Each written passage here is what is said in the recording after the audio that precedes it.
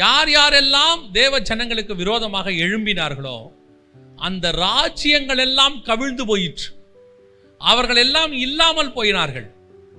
ஆனால் சபையும் தேவ ஜனங்களும் இன்னைய வரைக்கும் ஜீவனோடு கூட இருக்கிறார்கள். அதுதான் நிஜம். இந்த உபத்திரம் வருவது உண்மை. இந்த உபத்திரவத்தை சில நேரத்தில் கர்த்தர் ஏன் அனுமதிக்கிறார் தெரியுமா? எத்தனை பேர் அந்த உபத்திரவத்தில் உண்மையாய் நிற்கிறோம்னு பார்க்கிறார். ஏன்னா நம்ம சொகுசா ஆசீர்வாதமா இருக்கும் போது உண்மையா நிற்கிற ஜனங்க சோத்திரம் பண்ணுவோம்.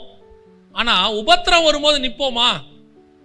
இது அந்த சோதனையிலே இது நிற்குமான்னு கர்த்தர் பார்க்கிறார். இந்த துதிச்சு கொண்டிருந்த வாய் உபத்திரம் வரும்போது துதிக்குமா? அப்படி அந்த உபத்திரவத்திலும் நீங்கள் உண்மையாய் இருப்பீர்களானால் ஒரு நாள் வரும், இந்த ராஜாக்களுக்கெல்லாம் ராஜாவாய் ஒருத்தர் இருக்கிறார். அவர் ஒன்று செய்வார். என்ன செய்வார் தெரியுமா?